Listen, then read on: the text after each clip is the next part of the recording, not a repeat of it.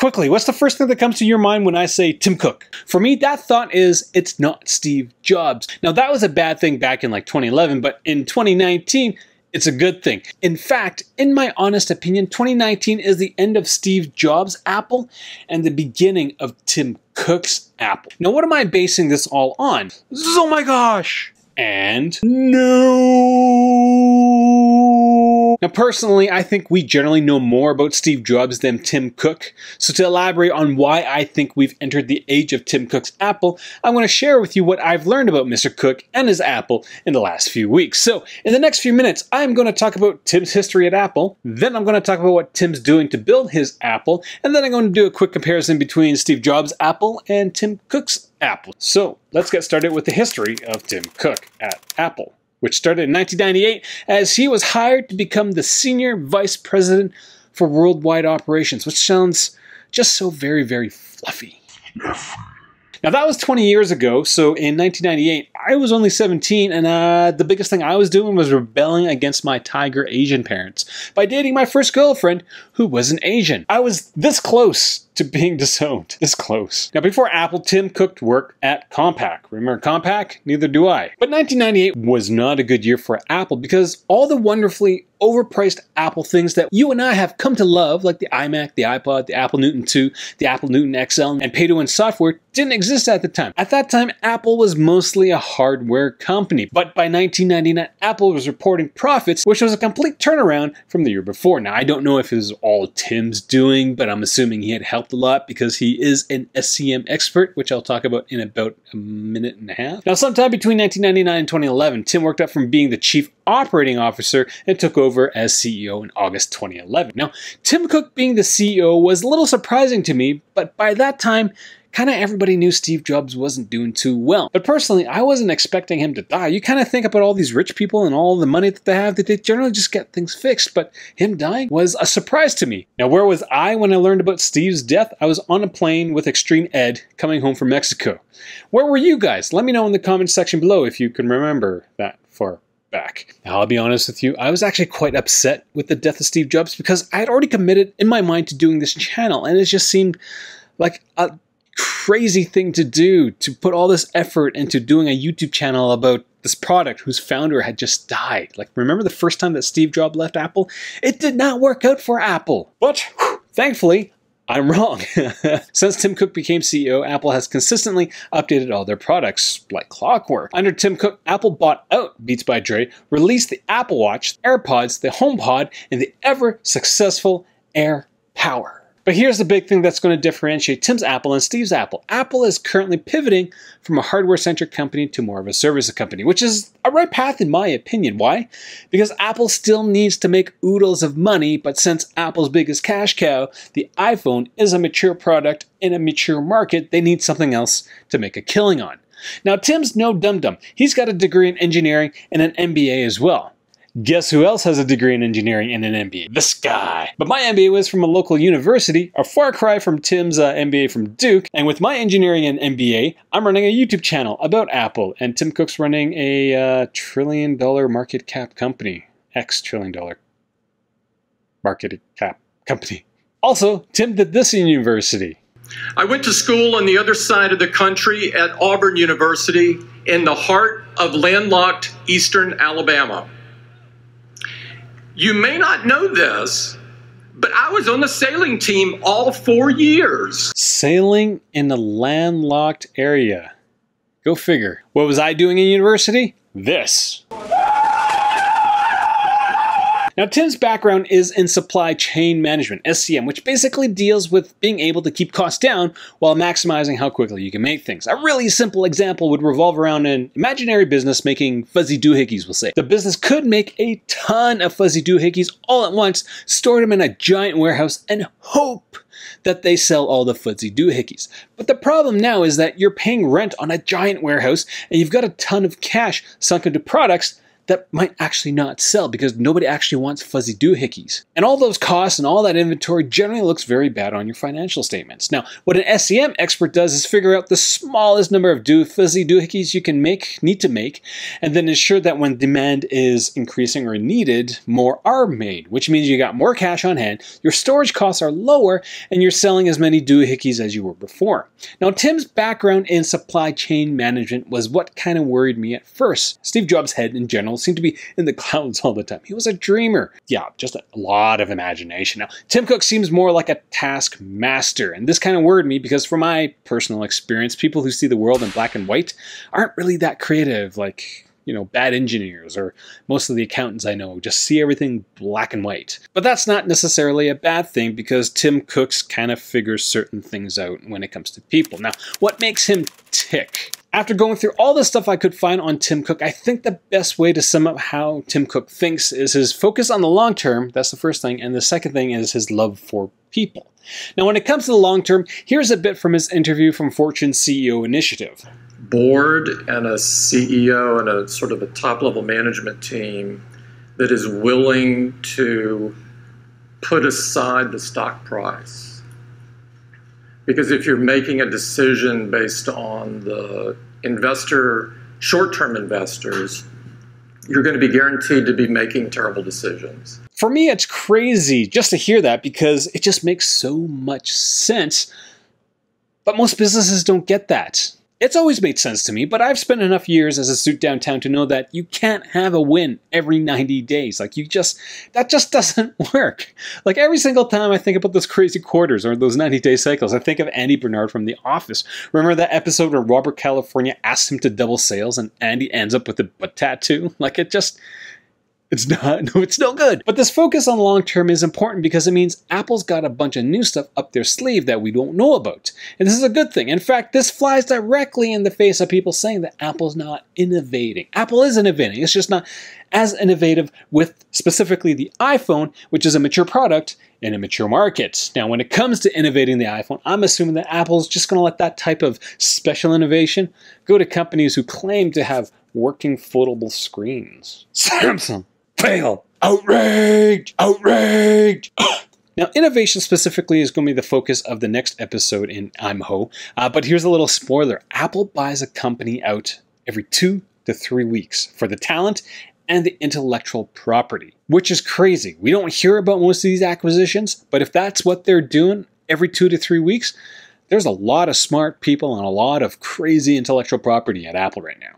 So that's kind of my take on Tim thinking about things in the long term. The other thing that seems to really drive Tim Cook is his love for people, for his employees, as well as us, the consumer, which for most businesses, it's either one or the other. It's generally not both. Now, when it comes to people, when Steve Jobs was still around, I don't remember Apple being so vocal about certain social issues like privacy. But I don't think he had to because they weren't really issues. Social media was still in its infancy, and nobody figured out that the key to success on the internet through social media was to invoke outrage all the time. Outrage! Fast forward to 8 years later, and now we are living in a world where most tech companies treat us as the product. But Tim Cook's Apple's is trying to be different. And I think this difference is summed up in the statement that he always says, the last couple of years anyways, that privacy is a fundamental human right. And it seems like everything that Apple produces now has that idea behind it. Except when there's sex involved, because Siri's all over that apparently. Outrage! No, Apple's not mass eavesdropping on you. It's just Apple's system of trying to figure out if a request made by Siri was done by accident and it just happened to occur while somebody was, outrage! Now, I do think this idea about privacy is going to shape how Apple uses AI when compared to everybody else.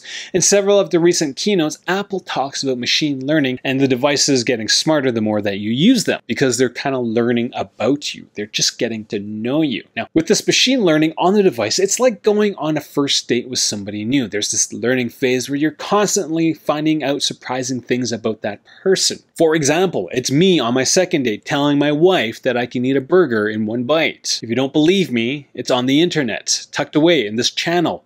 There's a video of me eating a Big Mac in less than 3 minutes. Anyways, machine learning, getting to know you, that's the Apple way. This is in contrast to the other tech companies like Google and Facebook who use AI to track you relentlessly, serving you information and ads that it knows has worked against other people in your demographic. Our relationship with Google and Facebook would be similar to dating one of your stalkers, you know, who knows you so well that they order your favorite food for themselves on your guys' first date. You like soggy calamari? Me too! You like Diet Dr. Pepper with a dash of salt? Me too! Now Google and Facebook are so good at figuring you out that it seems like they're snooping on you through, you know, the microphone of your device, but they're really not, because despite what our parents tell us, we're not special. In fact, we're all very not special. In fact, we're all very similar. And Google and Facebook know that.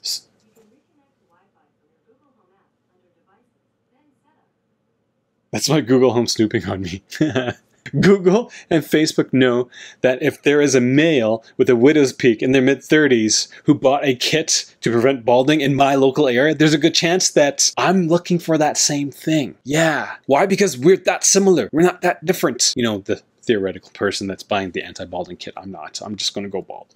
Widow's peak all the way. Yeah! But back to Apple's take on privacy. It's not going to turn a quick buck, so why is Apple kind of doubling down on it? It'd be way easier to make money selling people's information. Well, first of all, I don't think business should only deal in commercial things. I think that's a fallacy. I think business to me is nothing more than a collection of people.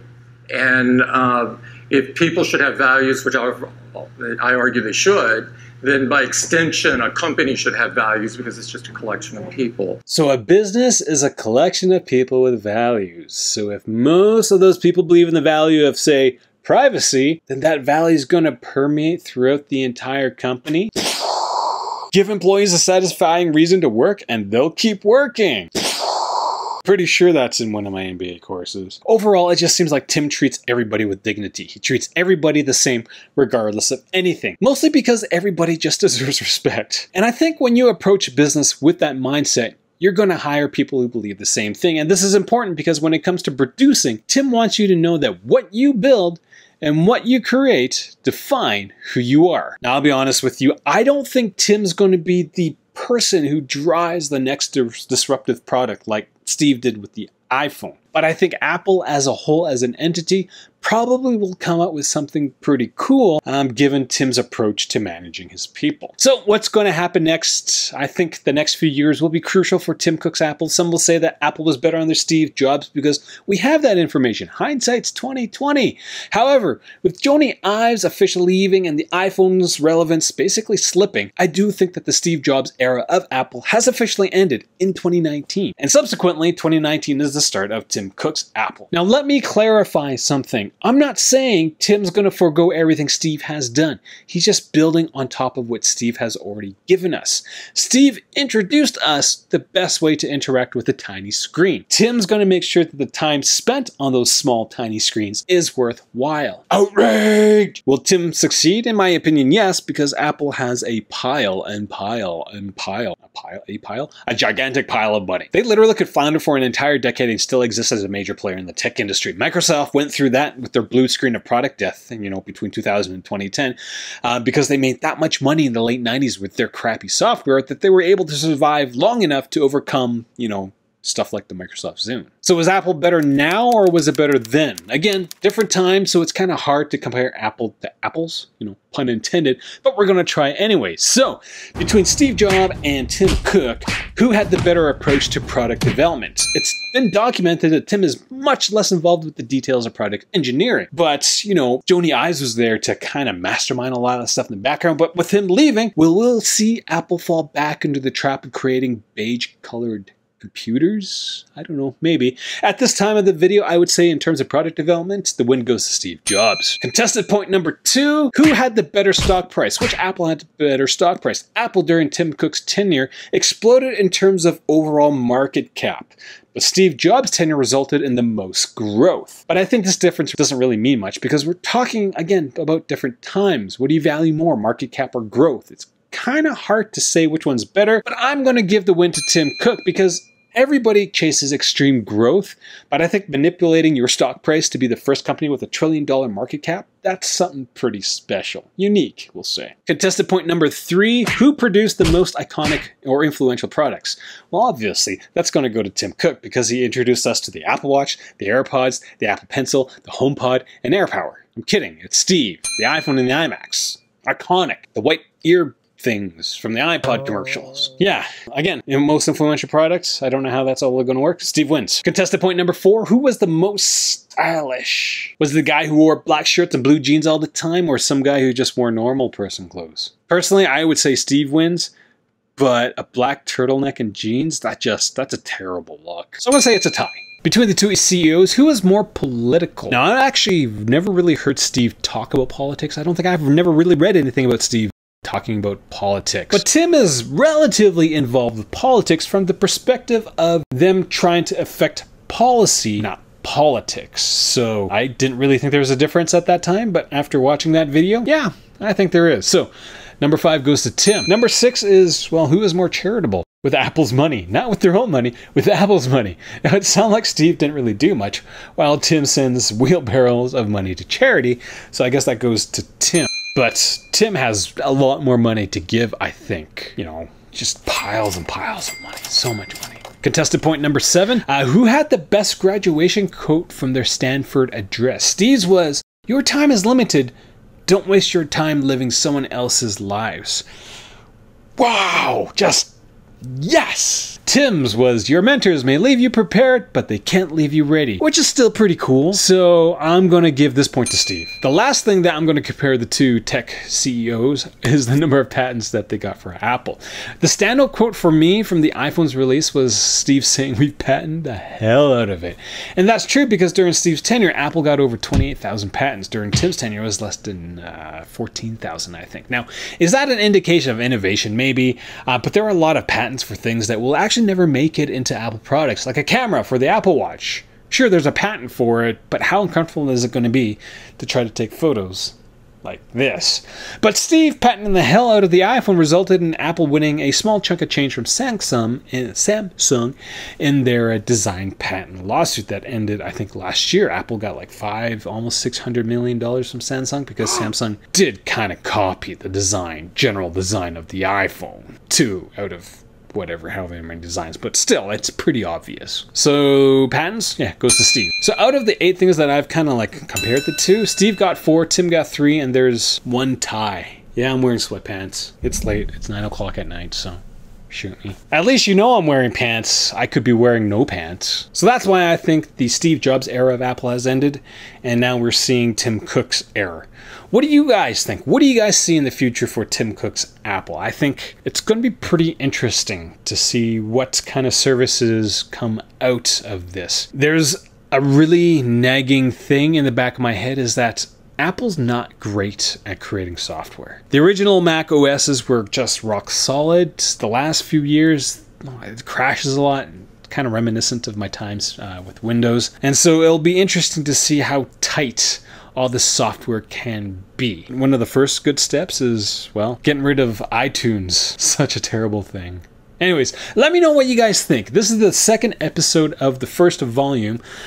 I've been working on this stuff all summer. It's just been something in the back of my mind that I've always wanted to do, so pretty excited to be actually doing them. So stay tuned for episode 3, which will be dropping probably towards the end of September, because there's a lot of stuff that's going to go on between the end of August and the end of September. New iPhones! It's the first time you're watching any one of my videos, I do encourage you to click subscribe. Produce content a lot. This is Monty. See you later.